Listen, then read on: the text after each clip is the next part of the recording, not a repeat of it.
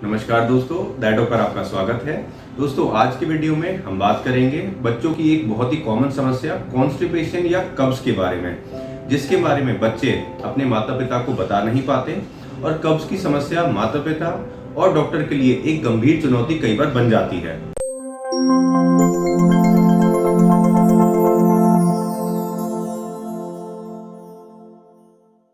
दोस्तों, कब्ज की समस्या पर बात करने के लिए आज हमारे साथ हैं जयपुर के प्रसिद्ध paediatric gastroenterologist doctor Lalit Bharadia sir.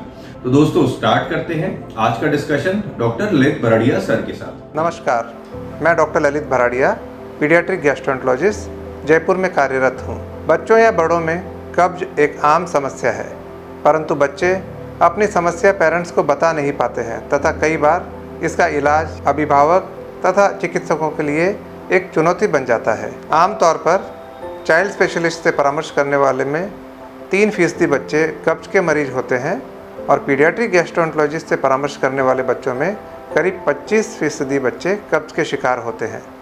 सबसे पहला सवाल यह है कि बच्चों में यह कब माना जाए कि बच्चे को कब्ज है। बच्चे अगर हफ्ते में 3 बार से कम पोटी जाए या बच्चे का मल ड्राई हो, बहुत ज़्यादा हार्ड हो या लंपी हो या पोटी जाने में बच्चे को दर्द हो, तो हम यह कह सकते हैं कि बच्चा कब्ज या कॉन्स्टिपेशन की परेशानी से पीड़ित है। बच्चों में होने वाली यह कब्ज या कॉन्स्टिपेशन की शिकायत अक्सर 2 प्रकार की होती है। अगर बच्चों को कब्ज की शिकायत 2 हफ्ते से कम समय से है तो उसे एक्यूट कॉन्स्टिपेशन कहते हैं, और यदि कब्ज इससे ज़्यादा समय से है तो उसे क्रॉनिक कॉन्स्टिपेशन कहते हैं।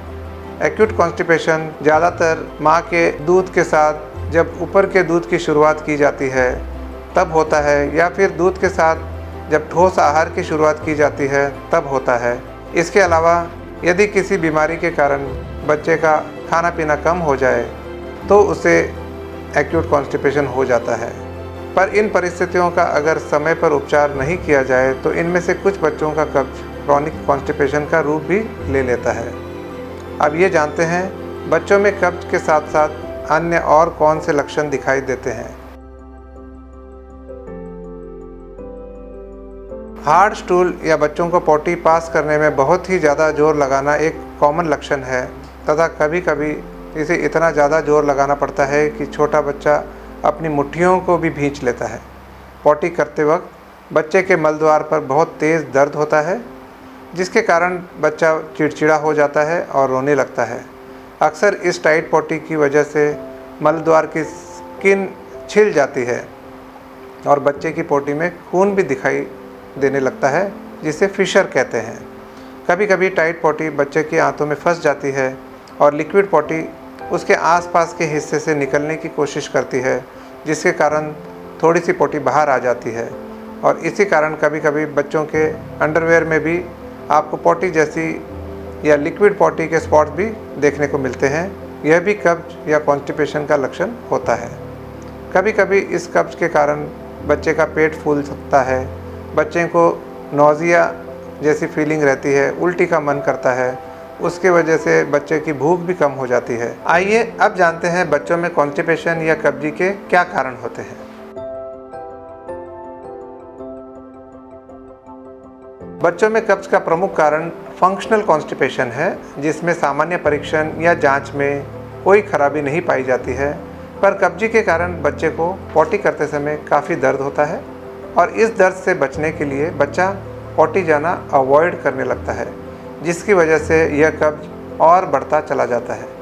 ऐसा भी देखा गया है कि बच्चे अपनी एक्टिविटी जैसे कि खेलने कूदने में इतना व्यस्त हो जाते हैं कि वो पोटी के प्रेशर को भी इग्नोर करने लगते हैं और पोटी के नेचुरल प्रेशर को अवॉइड करने की वजह से ही यह कब्ज बढ़ जाता है। इसके अलावा बच्चे जब घर के बाहर होते हैं, बाहर के टॉयलेट का इस्तेमाल करने में एंग्जाइटी फील करते हैं, उसके कारण वह पोटी जाना अवॉइड कर देते हैं और ये कॉन्स्टिपेशन या कब्जी का कारण बन जाता है।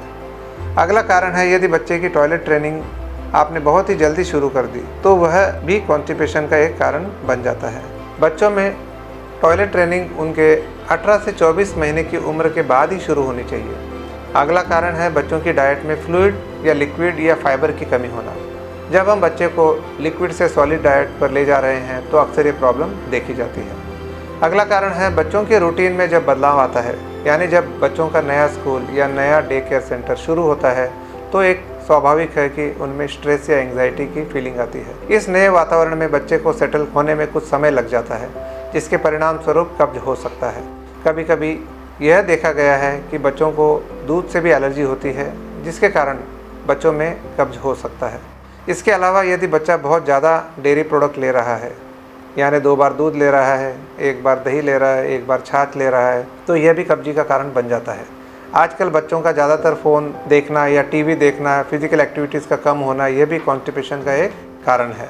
इसके अलावा कुछ दवाइयाँ जो बच्चों में प्रिस्क्राइब की जाती है, जैसे कि आयरन की दवाइयाँ, कुछ मिर्गी के दौरे के इस्तेमाल होने वाली दवाइयाँ, इन मेडिसिन की वजह से भी बच्चों में कब्ज़ की समस्या हो सकती है।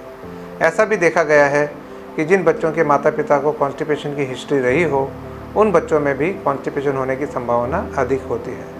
इसके अलावा मेडिकल कंडीशन जैसे कि थायराइड की बीमारी, खासकर हाइपोथायराइडिज्म, इंटरसेप्शन, सीलियाक डिसीज़, गेहूं की एलर्जी, हार्शफुंग डिसीज़, ऐसी स्थितियों में भी कॉन्स्टिपेशन की शिकायत रहती है। यदि बच्चों में कॉन्स्टिपेशन पर ध्यान नहीं दिया जाए तो इसके कारण कॉम्प्लिकेशन बढ़ सकते हैं, जैसे कि एनल फिशर, रेक्टल प्रोलैप्स इत्यादि। अब हम बात करते हैं कि बच्चों में कॉन्स्टिपेशन या कब्जी के बचाव और इलाज के बारे में। सबसे पहले तो बच्चे को यह समझाने की ज़रूरत है कि वह पॉटी के नेचुरल प्रेशर को अवॉइड ना करें। आप उन्हें अपने कॉन्फिडेंस में लें, जिसके लिए आप उनके पसंदीदा कार्टून कैरेक्टर को यूज़ करके कोई स्टोरी बना सकते हैं। इसके अलावा आप बच्चे को प्रोत्साहित करें पॉटी जाने के लिए, और उसके अलावा आप उसे रिवॉर्ड भी दे सकते हैं, जैसे कि अगर वह पॉटी जाकर आएगा तो उसे कुछ स्टिकर्स मिलेंगे और उसकी कोई पसंदीदा चीज़ खाने को मिलेगी। इसके अलावा बच्चों का टॉयलेट रूटीन सेट करने की कोशिश करें।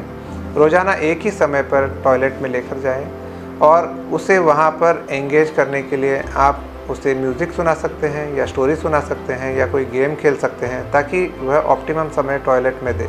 अदरवाइज़ बच्चे टॉयलेट में बोर हो जाते हैं और तुरंत उठकर चल देते हैं। इसके साथ साथ आप यह भी देखें कि बच्चा टॉयलेट सीट पर अनकंफर्टेबल तो नहीं है, क्योंकि इसके कारण भी बच्चा टॉयलेट जाना अवॉइड करेगा। इसके लिए आप फुट स्टूल का इस्तेमाल कर सकते हैं। खासकर अगर आपके घर में इंडियन टॉयलेट नहीं है और वेस्टर्न टॉयलेट यूज़ कर रहे हैं तो यह देखना ज़रूरी है कि बच्चों के पैर हवा में लटकते ना रहे, फुट स्टूल का यूज़ करें। अक्सर यह भी होता है कि जब बच्चे की पॉटी धुलाते हैं तो जेट का इस्तेमाल करते हैं, जिसमें ठंडा पानी आता है, क्योंकि उसमें गीज़र की फैसिलिटी नहीं होती है, तो बच्चा ठंडे पानी से भी अनकंफर्टेबल हो जाता है। इसके लिए गुनगुने पानी का इस्तेमाल करें, बच्चे की पॉटी धुलाएं।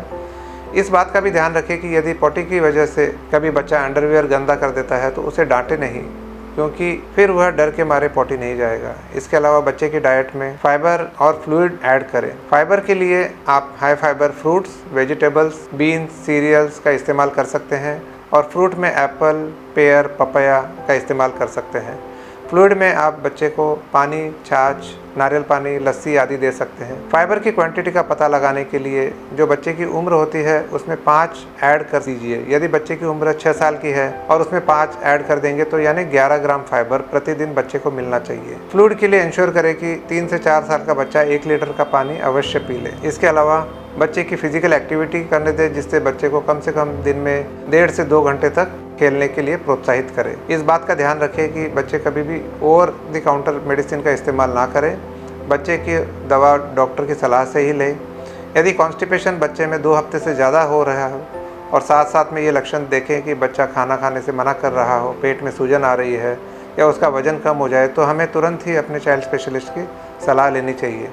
कई बार माता पिता दवाइयों के डर से बच्चे की कब्ज़ का इलाज नहीं करवाते और इसके कारण कई बच्चों में कब्ज़ की समस्या और गंभीर हो जाती है। कब्ज़ का इलाज प्रारंभिक लक्षण के देखते ही शुरू कर देना चाहिए। जब आप अपने चाइल्ड स्पेशलिस्ट के पास जाते हैं तो बच्चों की मेडिकल हिस्ट्री और उसके सिम्टम्स के साथ ही चाइल्ड स्पेशलिस्ट कॉन्स्टिपेशन की डायग्नोसिस कर सकते हैं, परंतु कभी कभार अगर ज़रूरत पड़ती है तो कुछ जाँचें भी कराना ज़रूरी हो जाता है, जैसे कि कुछ ब्लड टेस्ट, थायराइड का टेस्ट, पेट की सोनोग्राफी या फिर गेहूं की एलर्जी का टेस्ट। उम्मीद है ये वीडियो आपके लिए लाभप्रद होगा। बच्चों की पेट की समस्या जैसे कि बच्चों में कब्ज होना, बच्चों में भूख कम लगना, बच्चों में पेट दर्द होना, लीवर संबंधित समस्या, इसके लिए आप मुझे संपर्क कर सकते हैं। तो दोस्तों, आज हमारे साथ थे डॉक्टर ललित भराड़िया, जिन्होंने हमें बच्चों की कब्ज की समस्या के बारे में बहुत ही महत्वपूर्ण जानकारी दी। बाकी भारत के सर्वश्रेष्ठ डॉक्टर से कंसल्ट करने के लिए आप हमारी वेबसाइट www.didoc.com पर विजिट कर सकते हैं। बाकी हेल्थ और मेडिकल से रिलेटेड ऑथेंटिक, यूजफुल और रिलायबल इंफॉर्मेशन के लिए आप हमारा चैनल डायडॉक हेल्थ जरूर सब्सक्राइब करिए। अपना ध्यान रखिए, खुश रहिए। Thank you, take care.